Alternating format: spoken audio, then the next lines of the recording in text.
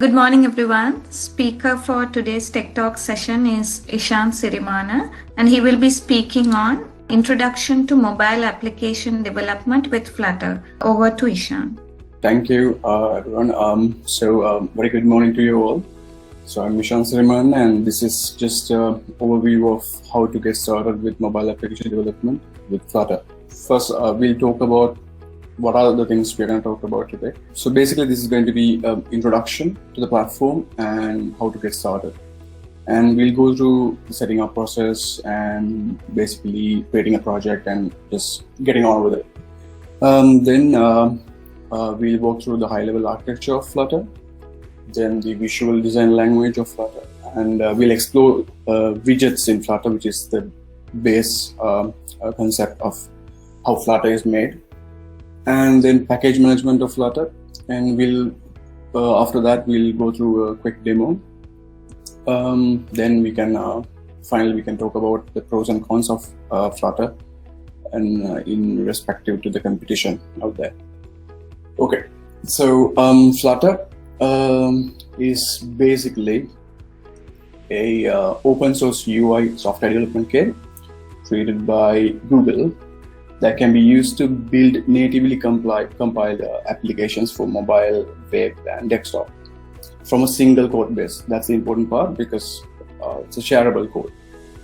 And so the Google's vision is actually so much spread towards multiple platforms. So they want to create a unified platform that enables deploying from a single code base to multiple platforms like mobile applications, maybe iOS, Android, and then desktop applications like Windows, macOS, Linux, then web applications as well. So at this point, it's stable for iOS and Android, and the web development with Flutter is also reached its beta stage. And they have released the alpha release of the Flutter for Windows as well. So the future of Flutter seems looks very promising because it's going to be revolutionizing basically for the development communities. Yeah. So but Flutter is not alone in this process because Flutter to develop applications using Flutter, you need Dart. So Dart is basically the underlying programming language that is used for Flutter application development. So what is Flutter basically? What is Dart basically? So it's a object-oriented, garbage collected, type-safe programming language. Most reliable, features that you would expect from a major programming language are available in Dart. But mainly Flutter is the only development community that is using Dart at this point. But there are good things about Dart, basically because there are so much similarities in the statements and expressions with C and Java and JavaScript and other major platforms. So the syntax is basically based on C mostly.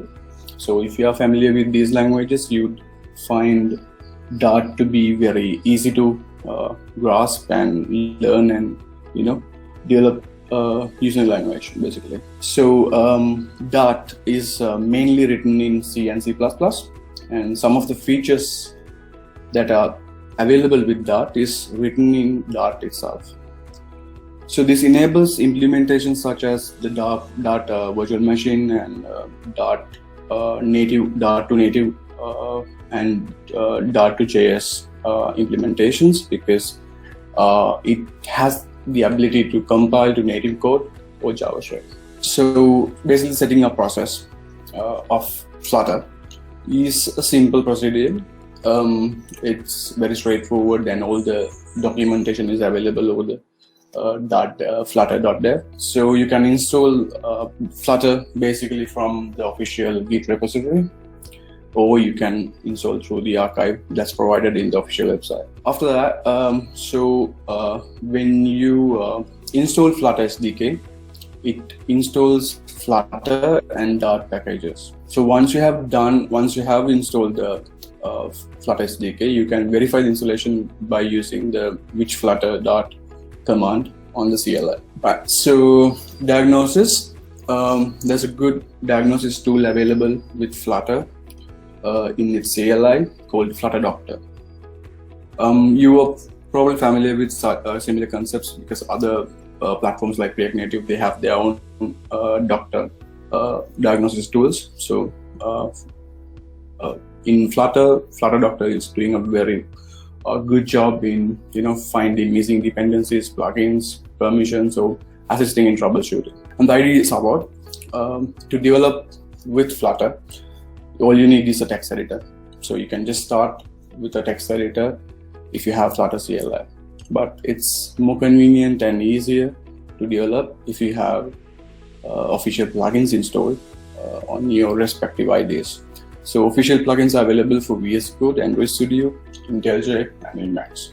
When you install a Flutter plugin, it automatically installs Dart plugin as well to the IDE. So after that, you can use Flutter create command to create an app, and if you have everything in order, and you can run the Flutter app on the connected devices or the simulators and emulators using the Flutter run command. But all these things you can do with the IDE plugins, and it's easy to manage, easy to do that rather than the command. And of course, hot reloading, which is the ability to manage the state and run the application or do changes without having to restart the application, is available with Flutter as well. So it's a very common feature that you must have come across with React Native maybe. So it's available in Flutter as well. After that, we can quickly walk through the architecture of the Flutter. So basically the top layer is the platform specific widgets. So if you are developing for an iOS application or Android applications, they have provided their platform specific widgets. And for Android, that's Material. For iOS, that's pretty new. And after that, it's the widget layer. This is where the reactive user interface abilities are given, and the basic fundamental building blocks of Flutter user interfaces are in this widget layer. So after that, it's the rendering process. That's where the Flutter turns UI into code, UI code into the pixel. So after that, you have the foundation and animation, foundation layer, where the animation and painting and gesture, those services are made available. So all of these things are dependent on the Flutter engine, which is written mainly with C++. So after that, you have the platform embedders.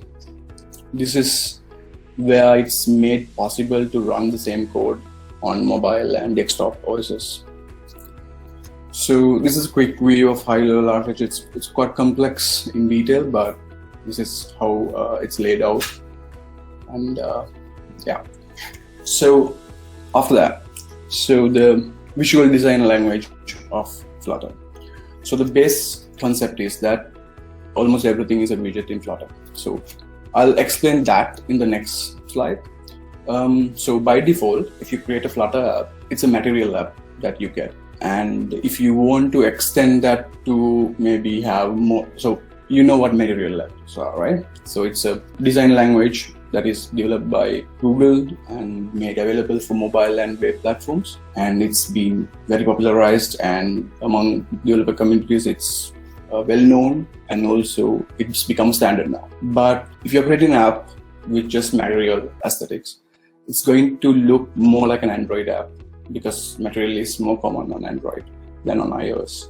So if you want the iOS touch on your Flutter app, you basically will have to go with the Cupertino widgets. That's also available in the topmost layer of the architecture. And of course, Flutter by default is giving you a rich set of Material widgets and also Cupertino widgets.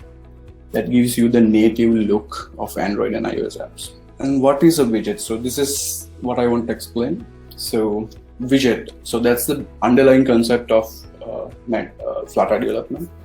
So everything you see on a Flutter app basically is a widget. So This concept is inspired by React components. This thing you call a widget could be an UI element or a functional element, but everything you do basically entails to be a widget at the end of the day.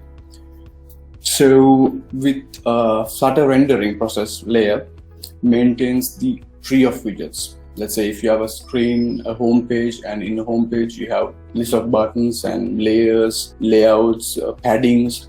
So all of these aspects are essentially widgets. And widgets, you can have those widgets in two ways. One is stateless widgets and the other is stateful widgets. You know what statefulness is, right? Statefulness is where it can hold its state on its own, possibly in memory. So you can, in Flutter, they are giving you two types of widgets, basically stateless widgets and stateful widgets. And in stateful widgets, it's basically has a life cycle similar to what you may have come across in native iOS or Android and React Native and React. So as an example, if you have familiar with Android development, you know what onCreate is. So that's one of the first steps in the life cycle of Android layout or views. In the counterpart of that in Flutter is basically the create state, where it actually initializes a state for a stateful widget. So that is widgets. Then package management. So the package manager, default package manager for Flutter is called pub, and all the packages are published to pubdev. You can visit this URL and see all the recommended and favorite community favorite packages available for Dart and Flutter. And if you want to expand the functionality of your Flutter project, what you can do is you can simply add a dependency which is available in the pubdev into your pubspec YAML file. And with Flutter IDE plugins, it's very instantaneous and it's very easy to maintain packages. You just have to type the dependency and save the file. It automatically downloads the package onto your project and regenerates the pubspec log file with the newer version. Of course, you can use, if you're not using the IDE plugins, you can use the command line tool, and you can use Flutter pub-get command. And it's a growing collection, but Flutter is, of course, is quite new in the developer community, so it's still growing. It's not as big as maybe NPM, but still it's pretty good, and it's getting there, and it has good support from the Google community because it's basically Google, right? So after that, we'll take a look at the demo. All right, so this is basically what base Flutter project looks like. So this someone who is familiar with React Native maybe could see some familiarities with, because at the end of the day, Flutter project compiles into native code. So you have a native iOS project and a native Android project within the code, and the starting point and everything you write is basically starting from main.dart. So that's this file, and the pubspec YAML file I mentioned is where you are managing all your dependencies and plugins. So in this demo, I am using a custom plugin called Random Color. So it's mentioned here, and as I mentioned, like as soon as I type this and I save the file, it automatically downloads that and updates this pubspec log. So it has random colors. And going through the main Dart file, so this is where I have imported that package. And of course, as I said, Flutter syntax is quite similar. It's Dart syntax is quite similar to C language. So you have the main method, and this is the starting point of the application, the main execution point. So everything you see in Flutter is a widget, as we discussed earlier. So this is actually the root of your application, the root widget. And the widget, you see the syntax here. So basically this means the return type. That means this returns a widget. And the build context is basically the reference you have for the said widget in the widget tree of the Flutter application, and provides the context for the widget. So by default, as I said, Flutter creates a material app. So you see this returns a material app in this widget when it's executed. So and scaffold, we can go through by line. Scaffold is basically a container that is made available through material design for Flutter. So let's run this and see how it goes. Let me quickly run the other commands we just talked about earlier. So if I have set up Flutter correctly, I should be able to view my installation correct, verify my installation is correct, and I should have the Flutter command available on at my disposal. If I write fetch Flutter path, it should give me the locations of those paths, and this verifies that my paths are set up correctly and everything's in order. And then I can write Flutter doctor, the diagnosis tool. So it's going to take some time. So as you can see, it shows me the versions and if my Xcode development environment is set, because of course run native iOS code compiled with Flutter code, you need Xcode, and thus you need a Mac to run iOS. And Android, same case, but you can use a Windows machine as well for Android. So I have set up Xcode and Android. If these were not set up correctly, even if the permissions were not given correctly, this would show all those errors. And it detects that I'm using VS Code by default. Even if I run this command by the terminal on the Mac OS, it detects that I'm using VS Code as the default text editor ID.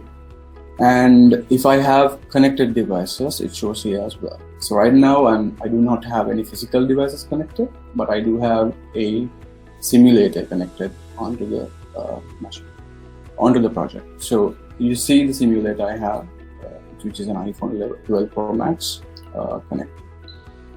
And now to run the app, I can either use the Flutter run command, but it's easier and it's more convenient to use the, in my opinion, to use the debugging tool which is provided by the Flutter plugin. So yeah, so now it compiles and starting the debugging process. So this application is a very small demo application. The purpose of the application is to basically use that package I have integrated in the project to randomly show colors. So it shows me the color name and it renders the color into the this body of the material app widget, scaffold content.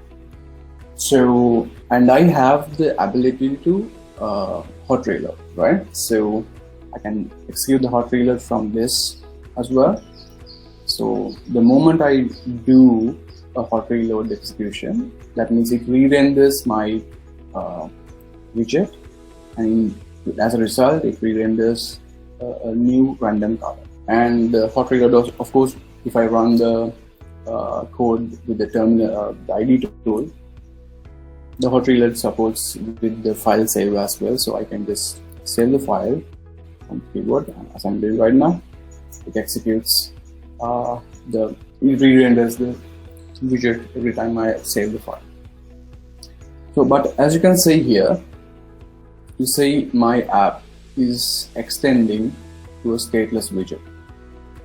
So you see this syntax, it's object-oriented, it has all the object-oriented functionalities of Dart, and this class is extending to a stateless widget. So we talked about there are two widgets, a stateless widget and a stateful widget.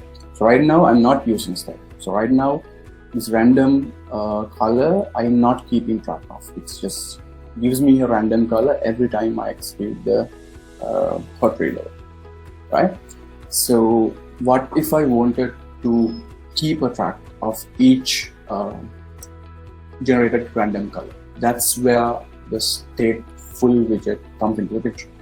So how do we create a stateful widget? So they have given this shortcut. So as I write stateful, gives me this ID feature.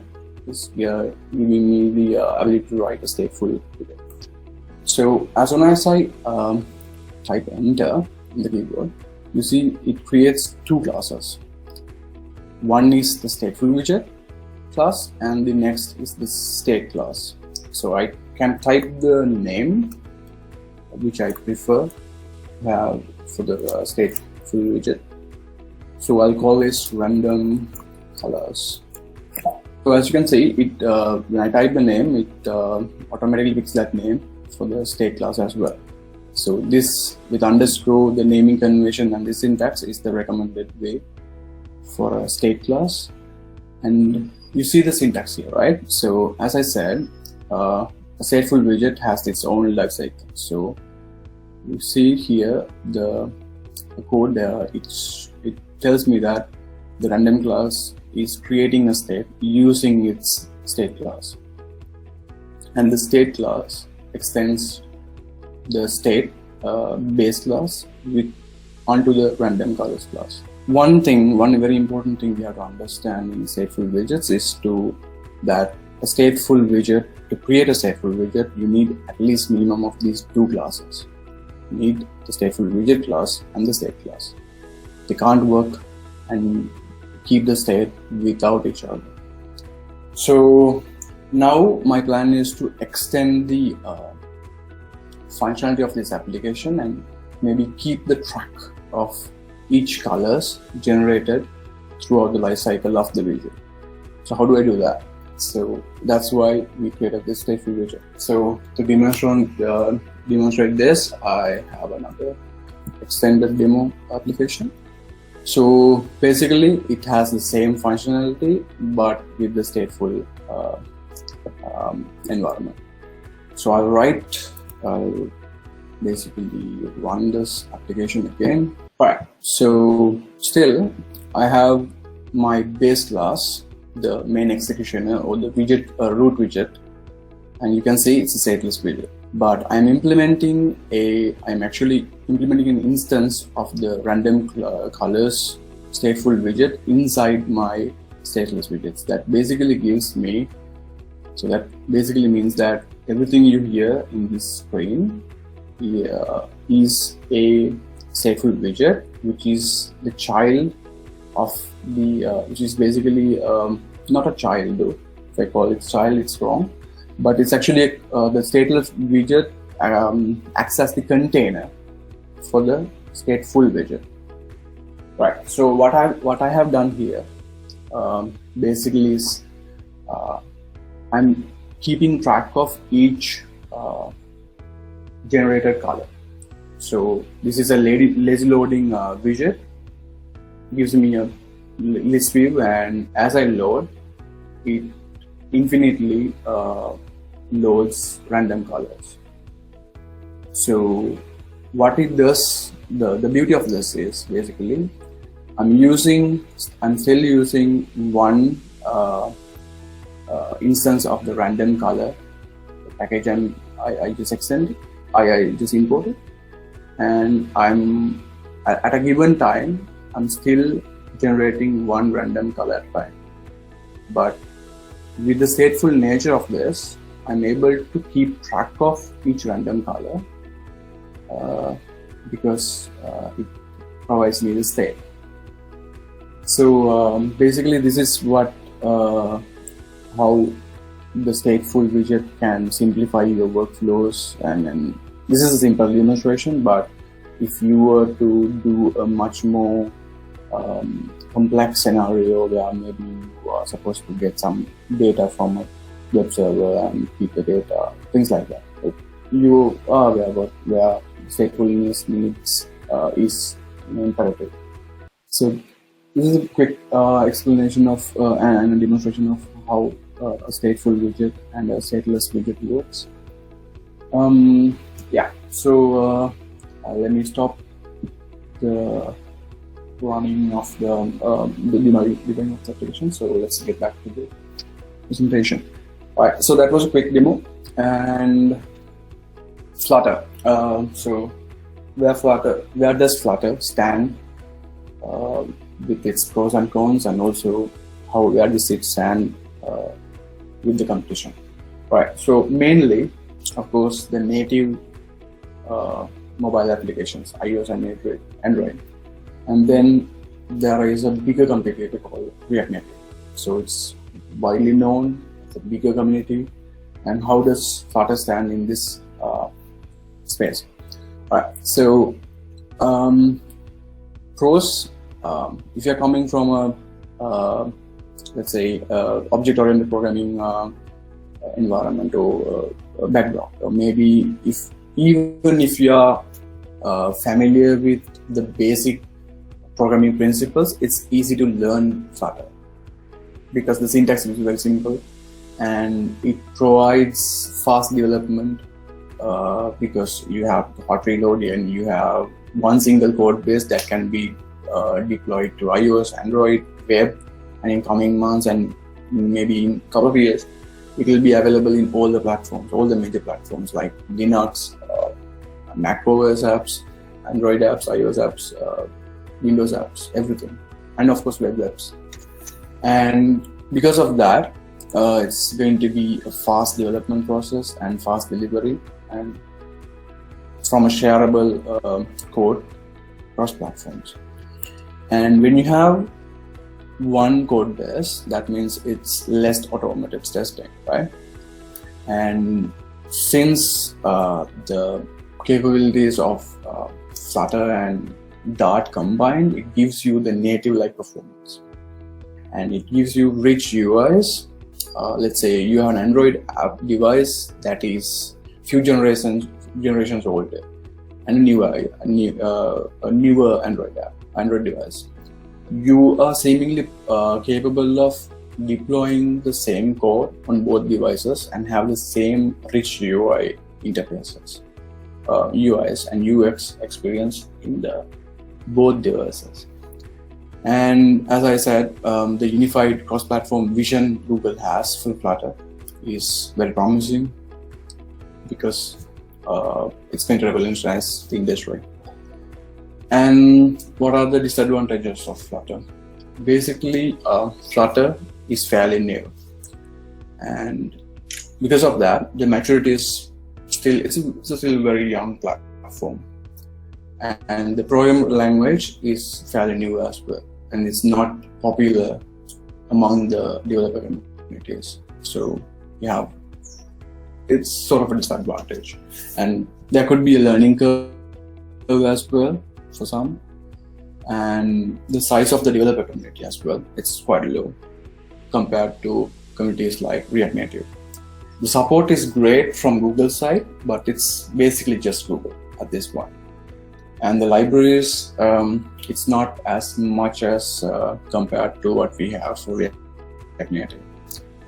And CI/CD, continuous integration and continuous deployment. Support is very minimal, and platforms like Jenkins, the giants of the industry, they're not supporting Flutter yet. So it's a disadvantage if you want to have Flutter for a mainstream application or for an organization. And the app size, this is a common disadvantage of cross-platform development, which is you must have seen with React Native as well. The archived application file size is much bigger than the native file size. So these are basically the disadvantages, and these are the advantages of using Flutter. It's fairly new, but it's getting better every day, and the community is building lots of enhancements every day. And there's still a lot of promise out there for Flutter, and it looks good. And so that's all everything I wanted to share with you all. A quick look at how to get started and how to get up and running with Flutter in a very small time. There are a lot of community support and basically from Google, and the documentations are very rich, and it's easy to learn basically. So if you have any questions right now, I'd be happy to answer. Thanks, Prashant here. Thanks. Yeah. Thanks for the nice presentation. Actually, I came in the middle, but it's okay. But regarding, I have a question regarding if you're given a chance to develop a cross-platform mobile application, and you're given a chance between React Native and Flutter, what do you choose? It would basically, I would have to consider the application requirement basically, Prashant, because let's say if the requirement is quite specific and it needs a lot of custom UIs or custom features, so maybe even go advanced to a little bit advanced where you need to access hardware features or things like that, then at this point my answer would be React Native, because it's a more grown platform. The community support is very much extensive than for Flutters what we have right now. So my answer would be basically React Native at this point. Any particular reason, the last question, any particular reason that they came up with Flutter, that they should have some advantage over React Native, right? So what is the competitive advantage that they have? Yeah, so basically if you refer to the development documentation on Flutter, they admit that it's inspired by the React model. They wanted to have a code that would be able to natively compile, and one code base to be able to be compiled to platforms like iOS and Android. But I see more promise in Flutter compared to React Native, because their vision is not just ending at iOS and Android. They want to create this unified platform where one single code base is used to develop applications for web, iOS, Android, and Mac OS apps, Linux apps. So in future, you'd see a Linux app and a Mac OS app and a Windows app, and also an iOS app and Android app. All are running from a single code base. So that was basically their vision. They wanted to overcome that, because that was a limitation in React Native. So during a project we did in 1BT, we wanted to create have a web application written React Native. For that, we didn't have an official support from React Native, right? So we had to choose a third-party package, a framework called React Native Web, which was recommended by the React Native community, but it's not officially supported. And React at that point, React and React Native did not have a plan to have this unified platform across the board. But in Google's case, they have this plan to have basically a suite of development platforms and an ability to develop for all of those platforms using a single source code. I think that would be the reason why they came up with. Perfect. Thank you very much. Thanks for the presentation. Thanks, Prashant. Hi, Shan. It's Sabmal here. Yes, sir. Actually, thanks very much for the presentation. It's a great presentation. So, hence we are using that Android, iOS, and web apps. That how it happens. Say, if you need to communicate with a kind of location services or whatever the native feature is more likely on React Native, or that inbuilt widgets are available for checking with the platform specification and do so. Or else we need to add third-party components like any plugins or something, or inbuilt features more support on Flutter. Yeah. So compared to, compared to the time React Native has been in the industry and Flutter has been in the industry, I see more improvements in Flutter than React Native because they have more native support to built-in features or hardware features than React Native. So React Native, your options are more on the side of looking for a third-party plugin, but in Flutter, most are available as inbuilt features. I think that answers your question, but to extend on that, it's perfectly still, of course, the hardware capabilities or accessing hardware features is not going to be ever easy for cross-platform development platforms like Flutter or React Native, as much as it's easier in native code, right?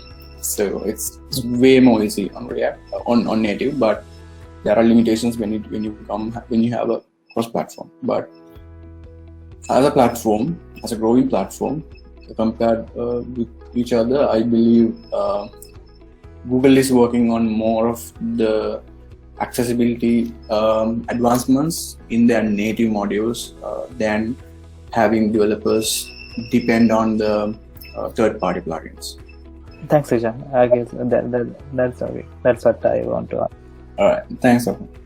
All right, and okay, you might have more questions like this. React Native, you must know that if you have a existing application which was written in native code, you have the ability to extend the capability of the application by integrating React Native. So features like that or development like that is also supported in Flutter as well. So you can extend the capability using Flutter. You don't have to start writing code from scratch with a newly created project using Flutter. You can just use Flutter accompanying the existing project you have, maybe a native project. Things like that. There are lots of good advancements in the community and in Google's end. So yeah, it looks like a promising new platform. It's been not new, but it's been in the industry for about 5 years, but it's rapidly been rapidly growing in the last 2 years, and it's now in it has reached the stable versions now, and only the web version is in beta, and Flutter Windows counterpart as well is in alpha. So in coming years, it will be available across all the platforms. All right, so I think that's everything. So thank you for your time. Over to you, Tilna. Okay, thank you, Ishan, for that interesting session. The next Tech Talk will be on the 12th of February and the flyer will be circulated soon. Thank you all for taking part. Have a nice